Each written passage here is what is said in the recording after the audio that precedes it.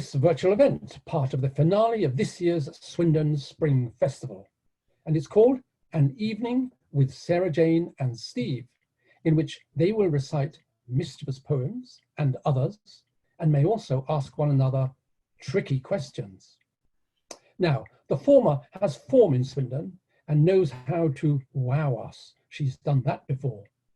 The latter, who it's reckoned delivers astute observations from the hard shoulder of life's motorway, has appeared before baying crowds at big southern festivals and 7 people in a pub on the outskirts of a northern town. Hey, please join me in giving a Swindon Spring Finale Festival welcome to Sara-Jane Arbury and Steve Rooney. Welcome. Hello, everyone. Thank you. Welcome, everyone. Hello. Really good to see you. Well, we can't actually see you, but you can see us, and it's just fab to be back at Swindon Spring Festival and in this format on screen. Yeah, definitely a first for me. Yeah, First and for time me before, too. Yeah, it's going to be really good to Zoom with you this evening. At least I hope so. So we're going to be doing a couple of mini sets each for you this evening, and we're going to start off. Sara-Jane's going to do a set very, very shortly, and to kick things off, I'm just going to ask Sara-Jane a totally unrehearsed and uncontrived question, which is, tell us, Sara-Jane, how was it you came to write poetry in the first place? Thank you, Steve. Good disappearing as well. Well done. Right, I'm now here alone on the sofa, sort of. Yeah, okay. So when did I first start writing poetry?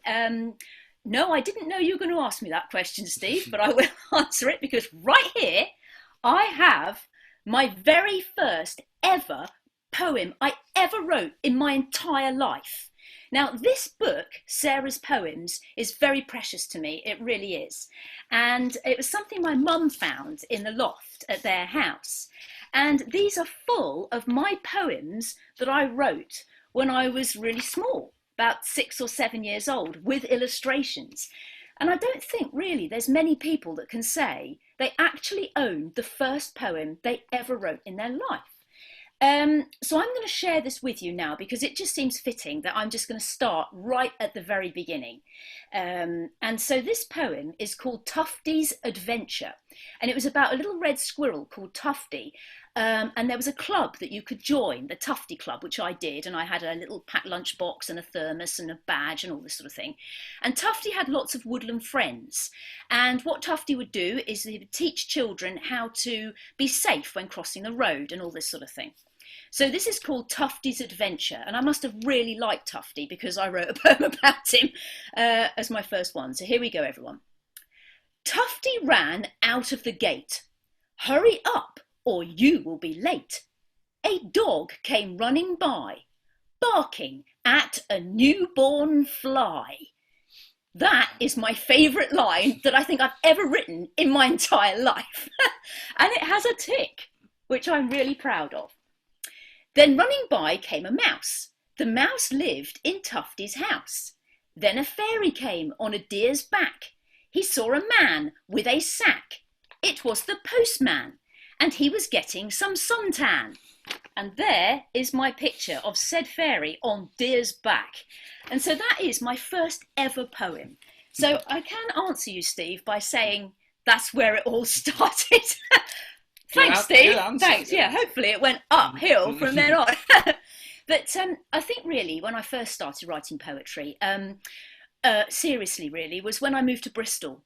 And that was in 1991. And I started working in a bookshop on Park Street in Bristol, which back then was really famous for its bookshops.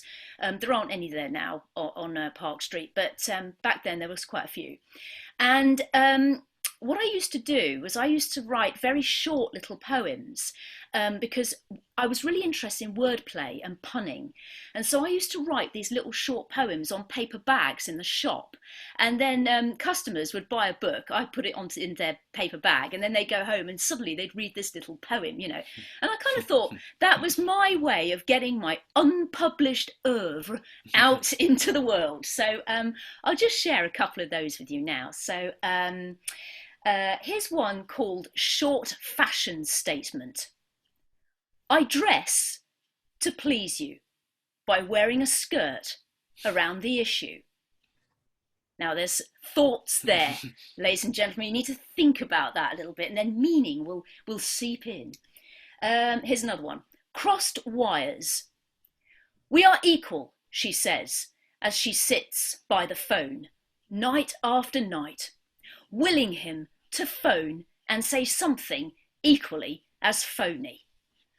Yes, I know, I liked wordplay, and it was just some awful puns back then. I mean, there was another one. I used to like reading personal ads. They used to really interest me. Well, not for the obvious reason, but really because I liked the way that people used very few words to describe themselves and to put a lot into just a few words. Which to me, I've always gone for brevity in poetry. I like the fact that you can say lots in few words. So this one is called Personal Column. People who make me laugh turn me on, which is why I am humorsexual. Oh God, it just gets worse. I tell you what, after I started working in the bookshop, the shop went out of business. And I'm hoping it wasn't because of my poetry. But there was I'll do one more, and then I'll leave you with these little short little bites. I used to read a lot by a writer called Dorothy Parker. I really liked her work. And she wrote a very short 2-line poem called News Item, which says, men seldom make passes at girls who wear glasses. So I thought, in my kind of, high status as a poet, I would update that. So I wrote on somebody's paper bag an update, which is News Update. And it went, girls don't mind sex with men who wear specs. And the next day was my day off. And then the following day, when I went into work, apparently some chap had come in asking to meet whoever it was had written this on his paper bag. Right, and I had to say, did he wear specs? And they went, yeah. I thought, oh my God, this could have gone really badly. So that's when my boss discovered what I was doing. And yeah, I mean, he was okay with it. But as I say, I kind of started then to write longer poems after that. So, so my kind of performance poetry started then in Bristol in the early 90s when I took part in my first ever poetry slam, which was on the 25th of April, 1995. The 25th of April happens to be Steve's birthday, and he was just a little babe back then in 1995. But I was sort of upstairs in a pub in Bristol, sort of strutting my stuff and taking part in a slam and being really nervous and everything. And I did pretty well. And that's when I got to meet other people and things carried on. One of the things that I do, I mean, since then I've written, hello. One of the things I do is I perform poems all over the place. So I've done them in schools, on race courses, in shopping malls, festivals and whatever. But what I quite like doing is when I'm working somewhere, like doing workshops and things, I like to write a poem that kind of reflects what the subject is that I'm writing about. So this is kind of a longer poem that I wrote when I was doing a workshop in schools on the theme of bullying. And I thought I would write a poem because I didn't think it was really fair to ask the children to write poems without me doing it as well and being a bit open about my experiences.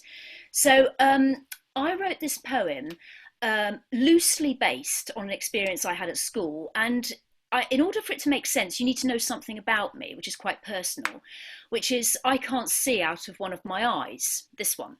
And so when I was younger, it made some difference, really. It was pretty noticeable, and it might be that during the course of these films you might see one of my eyes going that way and one going that way, but that's all part of me. So this poem is called Eye for an Eye, and it goes like this. There were 2 Sarahs in my class, me and Sarah B. I was Sarah A, spelt differently, no H, made differently, no I. You see, I have a one-sided view of life. Marked from the very start, A put me top of the register above Sarah B. A grade A pupil with a gold star future ahead of Sarah B. But my undotted I meant that close behind was always Sarah B. catching me out by sneaking up from the right like Doctor Who with a Dalek, so I'd never see the left hook until it was too late, and I'd lie on the ground with my bad eye like a mashed apple, and I'd count those gold stars shining, shining. Sarah B saw things I could never see, like the way I crossed my I's as well as my T's and looked in 2 different directions at the same time. But however hard she tried, her corrective surgery never succeeded in curing me of the ability to see what she failed to see. That's the extra in the ordinary. You might say, I learnt to turn a blind eye to things the hard way. I'd say it's easy to turn a blind eye to anything, if you've got one. And I'd just like to finish this little bit of set now. I got onto the subject then of workshops. So schools is one. I also do lots of workshops with adults as well, and sort of very young children, but also very old people. And this is a poem that I would like to do, which is based on a poem I wrote when I was doing a workshop in care homes, and I was telling them some poems by Charles Causley, a Cornish poet. And back then I read out the age that he was, and quite a few of them went, "Oh, I'm the same age as Charles Causley." And then somebody said, "Oh, we're Causley's contemporaries." And I thought, yes, you are. So I'm going to write a poem about you. And so I'm going to read it now because I don't fully know it, but I'm going to read it. I have to show you this because I've shown you my other notebook. This is so old. It is literally falling to bits. It really is old. It's got all my bits and bobs in it. So this is called Causley's Contemporaries, and it's written in the style of Charles Causley's poem, which goes, "I saw a jolly hunter with a jolly gun out in the jolly meadow in the jolly sun." And the poem carries on like that, and it doesn't end up good for the hunter. So mine's written in the same way. Causley's Contemporaries. I saw a jolly pensioner with a jolly pen, writing a jolly poem with jolly acumen. But soon jolly pensioner, out of jolly luck, hits jolly writer's block, words jolly stuck. Jolly poem jolly dead, cut down in jolly prime. Should jolly poetry jolly well rhyme? There is no jolly answer, said the jolly muse. Just follow where I jolly go, you cannot jolly lose. Jolly pensioner has to run, muse is jolly fast, but soon on jolly paper the final jolly verse at last. In jolly voice and jolly style, the jolly poem's read. Jolly glad I've written that. Jolly good, I said. Thank you, everybody. I'm going to hand over to Steve now, so I'm going to do some kind of weird disappearing off the sofa and hand you over to Steve. Over to you, Steve. Excellent, brilliant poetry, Sara-Jane, and even better, weird disappearing there. That was jolly good. Okay, she's actually now trapped at this end of the sofa, so there's literally no escape. So I guess she feels how you feel right now. No escape, stuck with this interminable bore. Reading his poetry to you. So I don't have anything like as touching a autobiographical story to tell. Sara-Jane tells that story so beautifully, and this lovely sort of genesis of poetic talent that sort of gradually flowered and grown more wonderful over time. All my stories are a lot less inspiring than that, so I'm not going to ruin your evening by sharing them with you. If I tell you that I guess the single most common inspiration, or perhaps uninspiration would be a better word for my work, is the world of contemporary work, and in particular the world of contemporary white-collar employment. That'll give you a sense of what to expect, and also I guess give you a sense of how successful I've been as a poet. The fact that I still have to call so heavily on the day job as a source of inspiration. So I'm just going to do a few poems for you in this first part of my set. The first one I'm going to do, not exactly topical, although it's kind of, I suppose, in some ways perhaps related to the kind of reevaluation that might be going on at the moment for a lot of people, especially in their relationship with work. Many people might be, as we know, forced to work from home, or they may be, unable to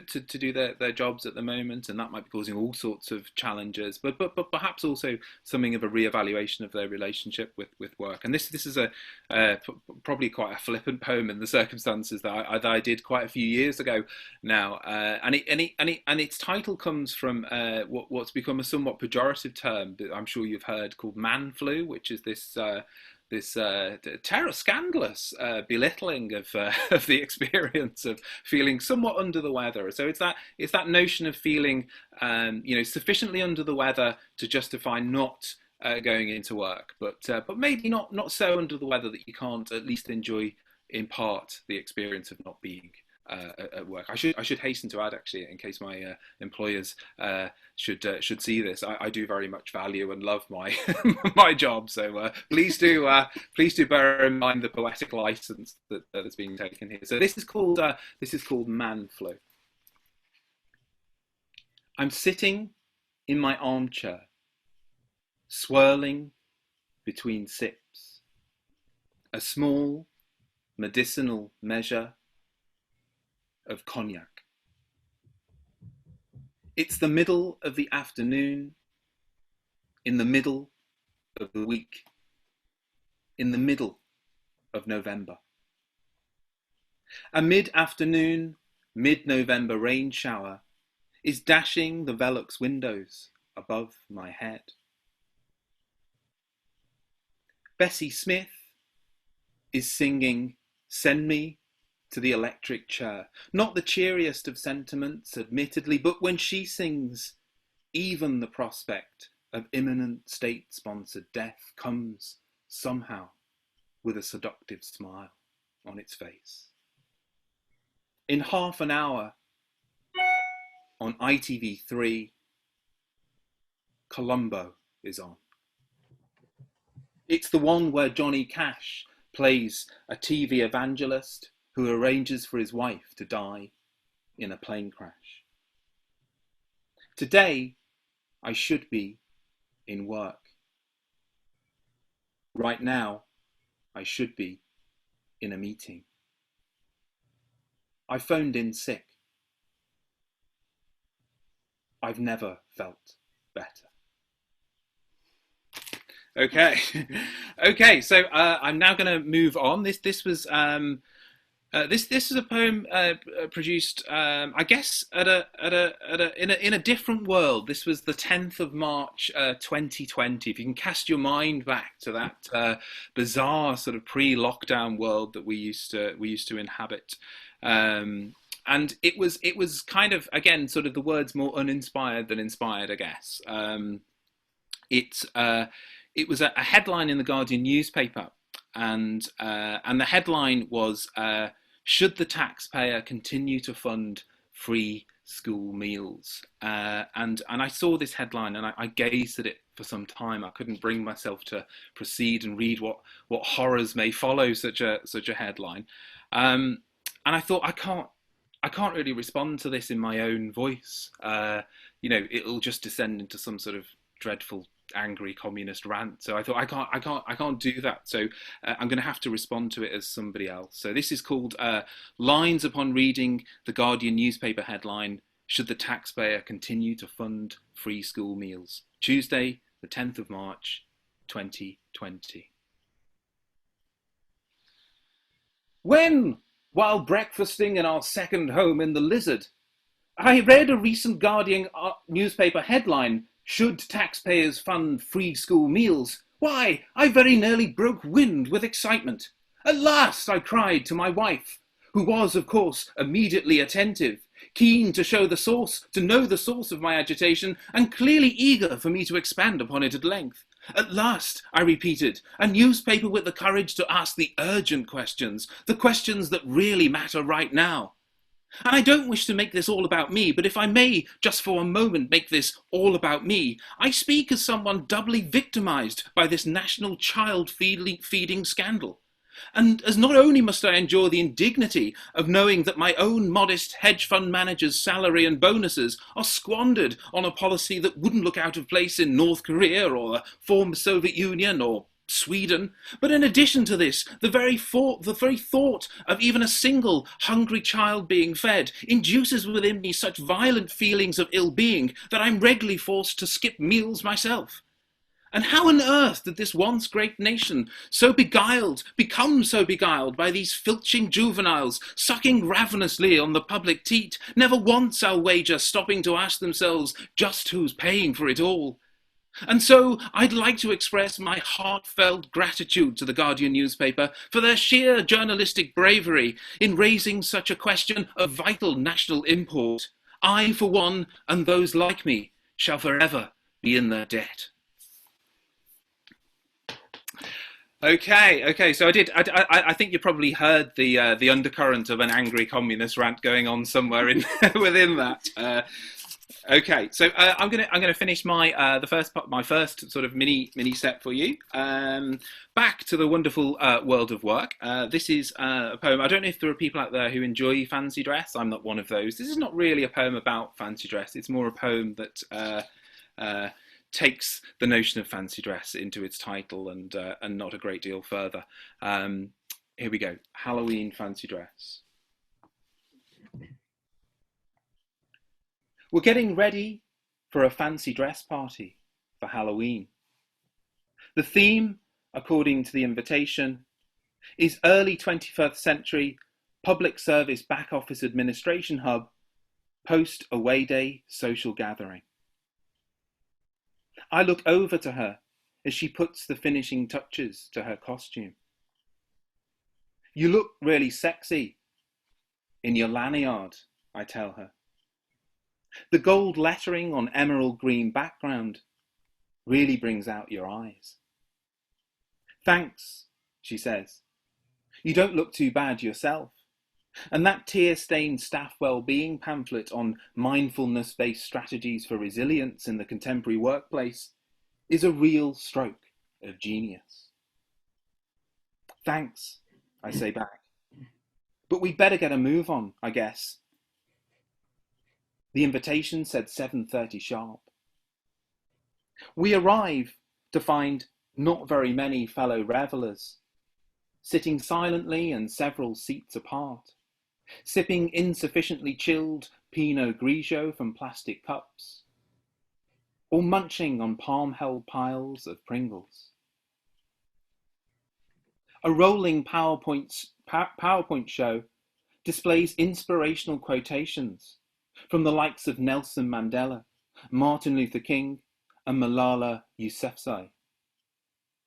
You whisper to me how pleased they would surely be to find their words removed from their original context, mixed with the likes of Stephen Jobs and Sheryl Sandberg, so that they no longer merely served humanity's eternal struggle for justice, but the surely no less noble cause of enhanced employee productivity. After a while, the silence is broken as somebody's phone rings. I'm really sorry, the owner says. I really need to take this. She leaves the room and the silence returns. Unlike her. So, without further ado, I'm going to hand you back to my fabulous co-poet for this evening, Miss Sara-Jane Arbury. Put your hands together for Sara-Jane Arbury. Yay! Thank you, everybody. Right, I'm just going to shuffle up and excuse me, everyone. You are in my living room and I need to get, because I'm short, I need to get cushioning because otherwise you can only see the top of my head. Now you can see my cleavage. Brilliant. Right, okay. Hello, Swindon. I'm back now. Right, thank you, Steve. Okay, right, so my second bit. So I was talking about when I started writing poetry and doing work in schools and all this sort of stuff, and some of the poems that I've written as a result of that. Actually, there is one I'm going to sneak into this second set that I should have done in the first one, but I'm going to do it now. And one of the things I had to do one time was go into a school, a primary school, and I had to talk to the children about writing odes. Now, first of all, I was greeted with the question, what is an ode, right? So I was sort of saying, okay, it's a love poem and you have to be really bigging up whatever it is you're saying that you love, which the children really liked. And I said, what we're going to do is we're going to do odes. We're going to do odd odes, because we're not going to do odes to people. We're going to do odes to things that we really love. Right, so that got a bit of kind of like, okay, right, so I have to think of things that we love. And I decided to write a poem, Ode to My Odor-Eaters. Now, as you can see there, that is an odor-eater. They are now called trainer tamers, which I don't think is as good as odor-eaters. And plus that, I like the ode to my odor-eaters bit. So I'm actually going to do this poem that, again, I did in a school to illustrate a workshop. So everyone, if you want to sort of write your own ode, then use this as your guide, or not. Okay, here we go. So, Ode to My Odor-Eaters. Oh, odor-eaters! Oh, foot-shaped cushions of pedestrian delight! How nimbly you slide into my rough shoes and lie snug and silent beneath my very soul, quenching your thirst with the delicate sweat that emanates from my every pore as we play footsie together, step by step. My smell is your smell, our odours mingling in dark and stenchful union, far from the far from the, what is it? Far from the wrinkling of prying nostrils. Oh, odor-eaters, adorable beyond measure, the weight of my body pressed into your prints, flesh on foam, will satisfy your appetite for my delicious aroma. For if odours be the food of love, then for you, my odor-eaters, I'll sweat on. Thank you, everybody, and thank you for being patient with me there when I actually fluffed up a word. The word is wrinkling, and it's because I didn't have my glasses on, but I'm going to put my glasses on now. The sign of age. I'm going to read you now the next poems. Okay, so, I've just dropped one, hang on, there we go, right. So, question really is about what do I write about? I tend to write about things that happen in my life. They can be good things or bad things, or I write about things that I find interesting or unusual in the news. I like people watching very much, and I like just the little details of human life, and I like bringing them into my poems. I'm going to read you a poem now that I wrote when something pretty bad happened to me a few years ago. Probably not a subject for evening entertainment, but hey, what the heck, I'm going to bring it in anyway. I was diagnosed with a brain tumour a few years ago, and yes, I can hear you all saying, excellent, she's talking about brain tumours at evening's entertainment. I am. Tumours can be entertaining at times. And yeah, so I wrote this poem when it was kind of diagnosed and I had to go in for loads of scans. I'd never had an MRI scan before. I actually, to be honest, didn't really know what it was. And so then I know that it's magnetic resonance imaging. And so actually going to have one on my head as well, when you're in this kind of capsule with a cage thing over your face. And then there's this sort of like weird sound, almost like a pneumatic drill. And then you know that pictures are being taken of something that you really never thought you would ever see in your life. And I thought I'd write a poem about it. But what I thought I would do is I would mix the experience of having an MRI scan with dance. Okay, so using sort of images to do with dance to sort of get across this experience. So here we go. It's called Shall We Dance? And there is a reason why this poem is called Shall We Dance? And that becomes apparent at the end. So here we go, everyone. Shall we dance?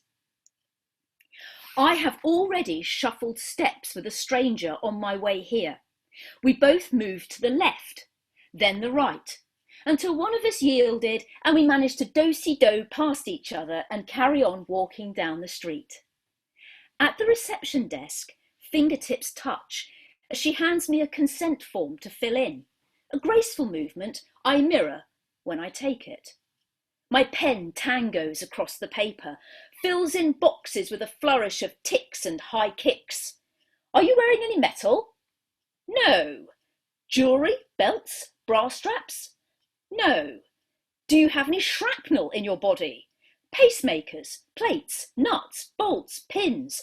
No, no, no. A can of right answers. A nurse approaches, singles me out. He wants me for his partner. Me, not her. He pirouettes the same questions again in my direction. He is doing his job, just making sure. I touch my earlobes.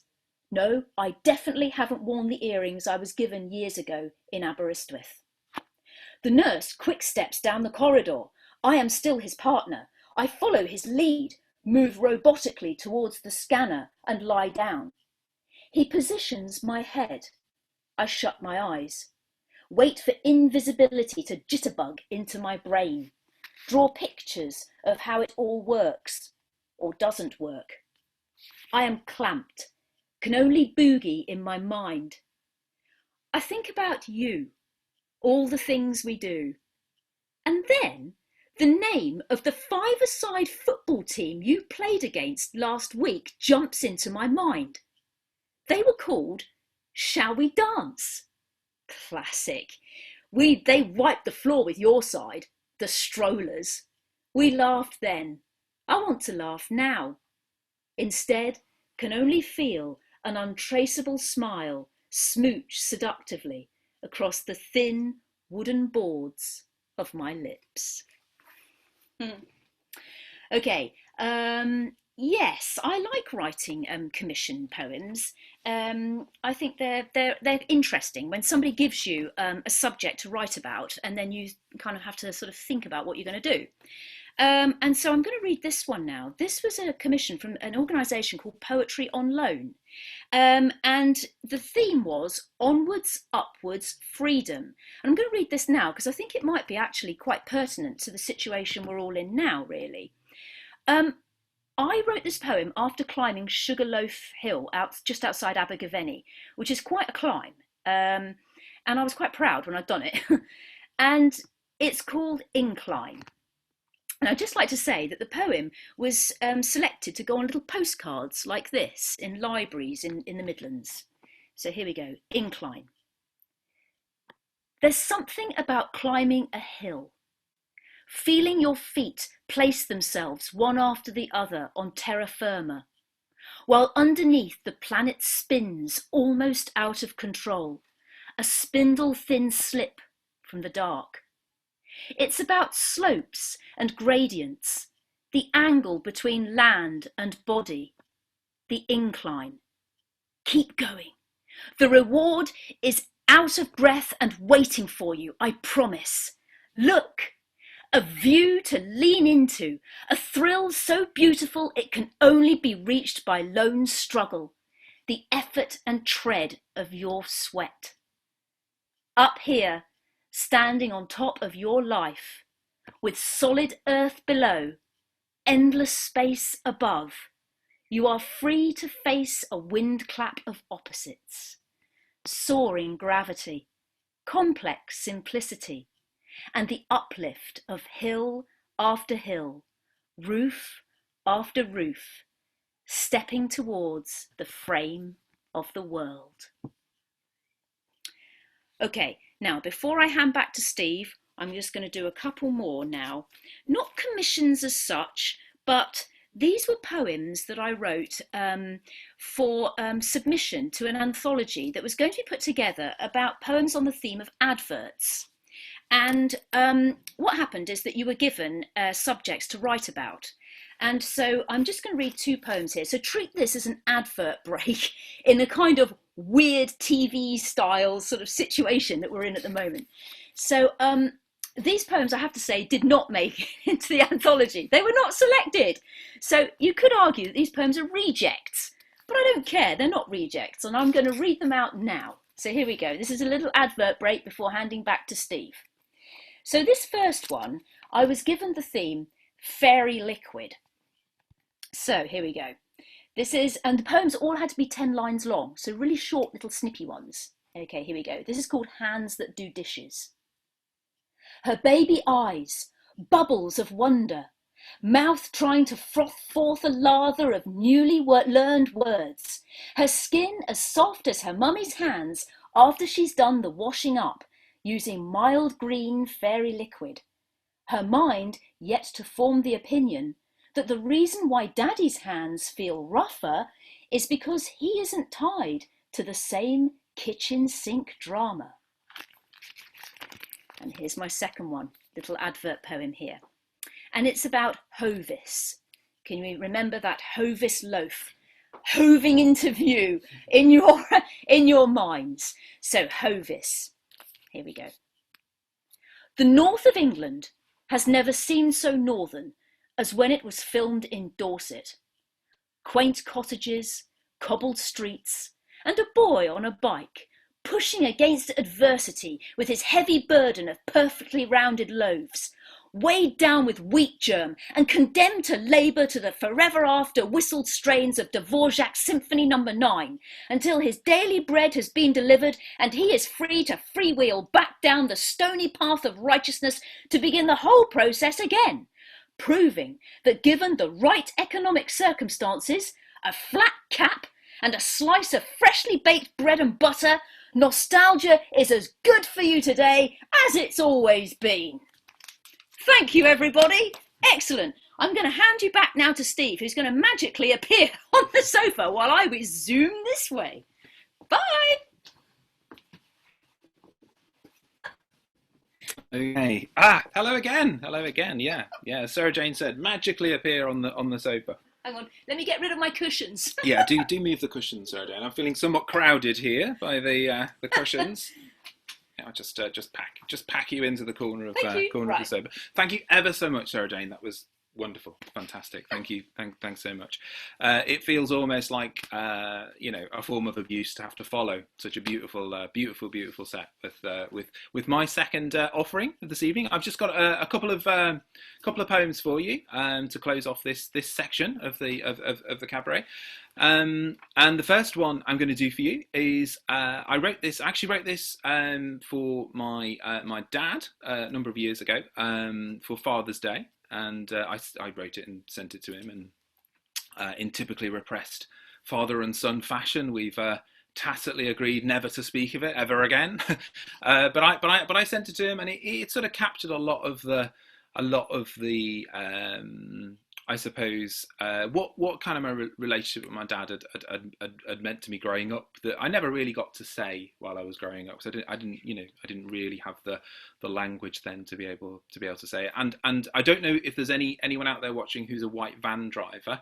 So but if there are, as well as being a poem for my dad, it's also to any white van drivers. I know that white van drivers can experience something of a bad press and a bad reputation, but I can't help feeling fiercely defensive of them, because my dad was one of them when I was growing up. So this is called White Van Driver.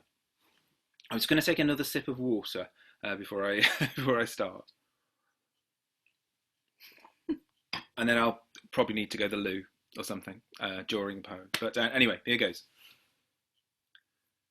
Obnoxious, boorish, lobster-red tyrants, terrorists of the highway, tormentors of fellow traffic, this Sun newspaper readership, this Top Gear demographic, these eternally combustible, perpetually belligerent mongers of rage in battle grind tanks, waging an embittered war of conquest as if the world was theirs, as if they're bloody invincible.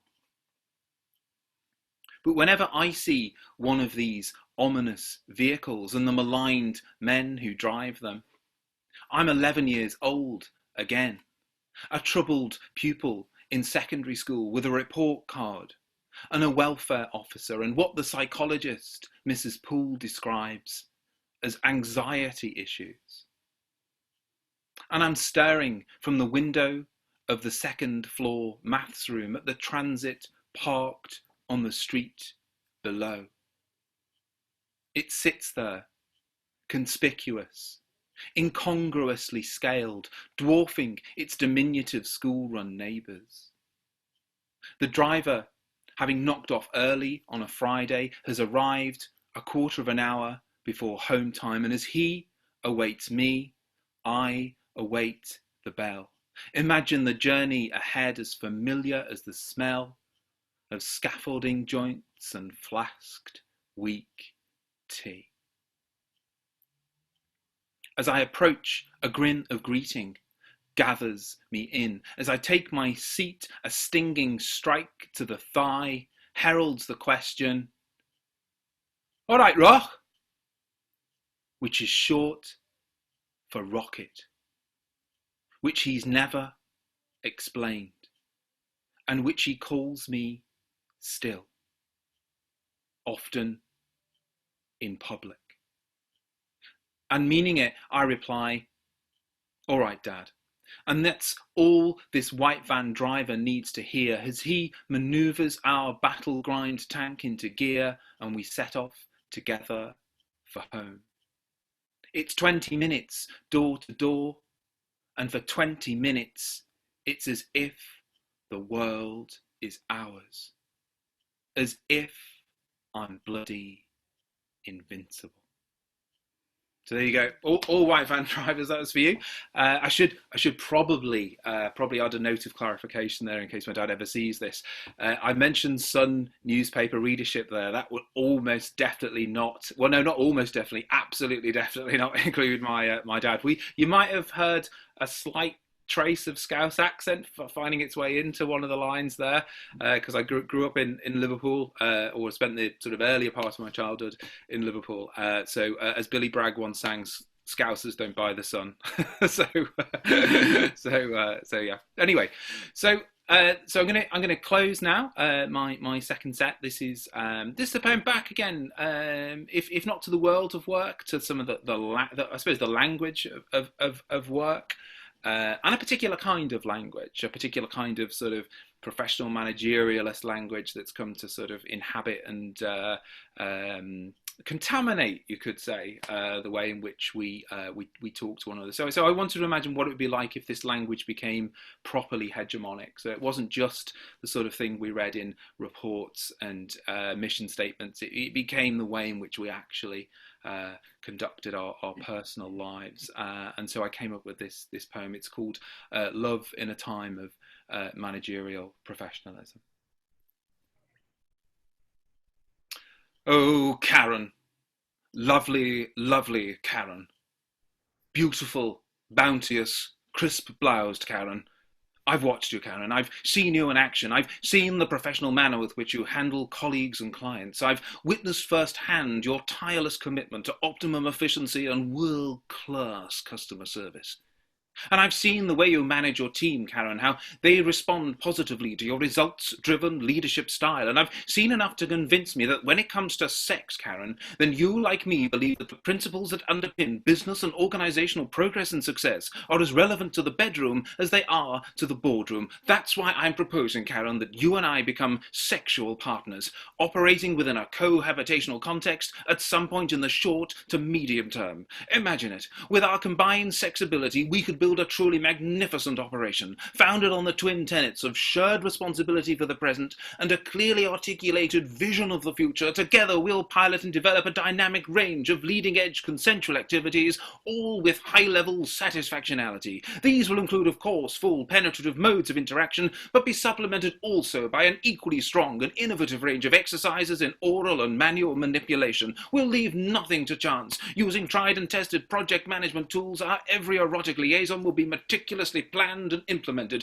both parties working to a clear and predefined set of tasks and accountabilities, all the while aware that a mistimed intervention here, a premature spending of key resources there, and the whole enterprise could be thrown into jeopardy. I can see you now, Karen, driving us forwards, bringing all that operations management experience to bear as you guide us through successful project completion after successful project completion. I know we can do this, Karen. I feel it in my balls. And I've more than a sneaking suspicion that your figurative but no less impressive balls are twitching at the prospect of the challenge ahead. Say we can do this. Say you'll join with me. Say you'll be my sexual partner. There we go. Hey! All right. Okay. So I'm gonna leave it there. Are we gonna say a proper goodbye, Sarah-Jane? To Yes, our we wonderful are. audience. First of all, I'm going to applaud as if I was a Okay. people at the Thank you, finale. Matt. Thank you, Matt. Thank you. What a journey we've travelled from childhood poetry to MRI scans, from man flu to white bloused Karen. My head is whirring. And as for an evening with Steve and Sara-Jane, that settee interests me, and interests me in the nicest possible way. I would like to call it At Home with Steve and Sara-Jane, because it felt very homely. Now I do have a question for you. If someone wanted to read one of your poems in the comfort of their own home, do you have pamphlets, publications? Is there any way that we can put a signal up for people viewing this that says, this is where you can get? Right. Well, not really. You have stuff. I've got some in anthologies and things, but probably best just to contact me by email, really. And we'll put your email. We'll put your email at the end of this. Brilliant. And same with Steve. I think because a lot of the like Sara-Jane says, Sara-Jane has some wonderful stuff published in various places. I suppose a lot of I guess because a lot of what I do, I've sort of written for performance, the particular voice. I tend to, but if people want their own copy, if they're so minded, I'd probably be in tears of gratitude if someone did. So I'd just be beside myself. So they can have what they wish.